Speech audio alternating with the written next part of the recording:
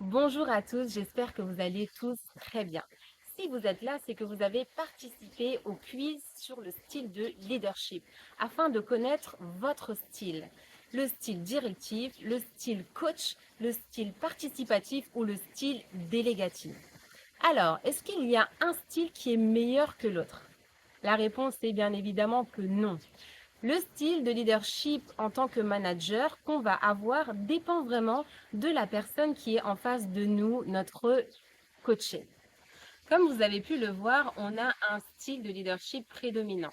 D'accord? Et l'objectif ici, c'est vraiment de pouvoir s'adapter au coaché qui est en face de nous. Pas parce que nous maîtrisons un certain type de style, mais parce que la personne qui est en face de nous a besoin qu'on s'adapte par rapport à elle et qu'on puisse aussi l'accompagner dans son évolution.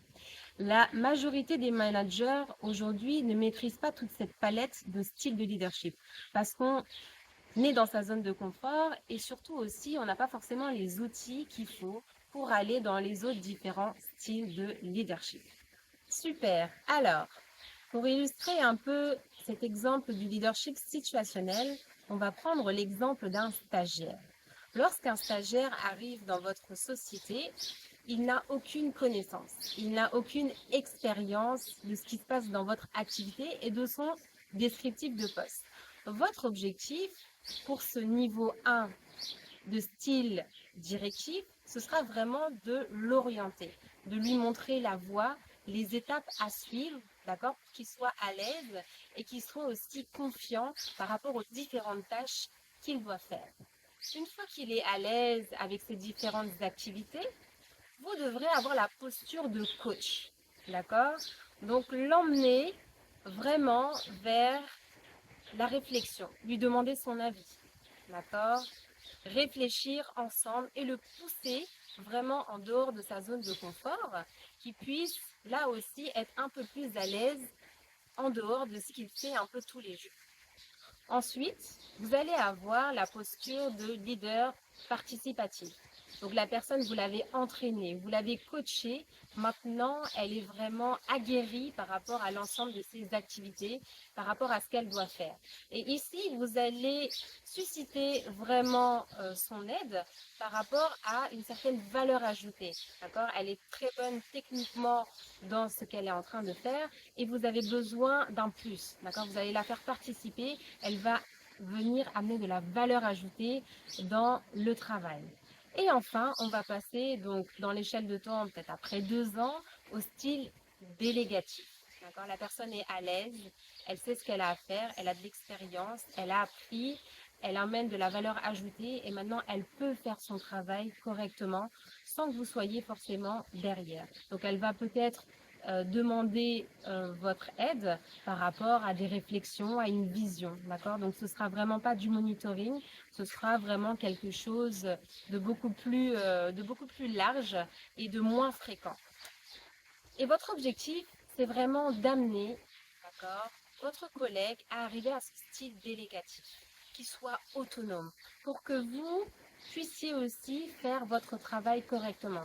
Parce qu'on sait que le style directif, coach et participatif, ça demande du temps, ça demande de l'énergie, d'accord? Donc c'est de l'énergie que vous allez investir, mais pour arriver aussi à ce style de leadership délégatif, pour que vous aussi, vous puissiez faire vos activités et que la machine elle puisse rouler. Donc que ce soit pour un collègue ou pour une équipe, c'est vraiment donc ce circuit en tout cas qui est attendu par rapport à un directeur, un manager, un leader.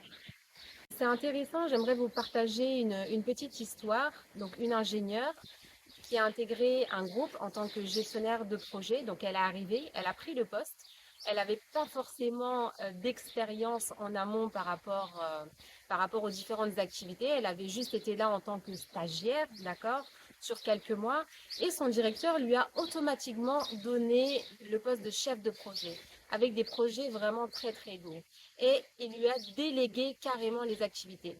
Ce qui s'est passé, c'est qu'elle a eu peur. D'accord?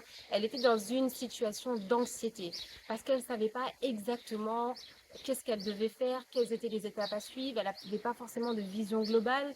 Son directeur était tellement occupé, il n'avait pas le temps vraiment de la suivre, de la coacher et de suivre ces différentes étapes jusqu'à ce qu'elle soit autonome.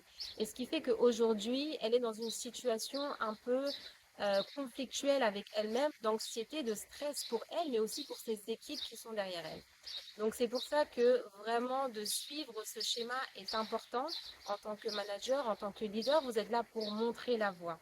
Vous êtes là vraiment pour guider et faire en sorte que la personne soit confiante, que la personne maîtrise et les compétences de son poste et enfin vraiment de l'amener à ce qu'elle soit autonome pour que vous, par la suite, vous puissiez être à l'aise dans vos activités et faire vraiment ce pourquoi on vous a aussi identifié sur votre poste de manager. Je vous ai donné un petit aperçu vraiment des différents styles de leadership et vous avez vu qu'on est plus à l'aise dans certains styles. Mais l'objectif, encore une fois, en tant que manager, c'est de s'adapter à la personne qui est en face de nous et de s'adapter aussi à ses besoins. D'accord? Donc, ce que je vous invite maintenant, c'est de faire un petit exercice et de faire la situation sur vos coachings, sur les personnes, sur vos équipes. D'accord? Et quelle attitude vous avez avec chacun d'entre eux?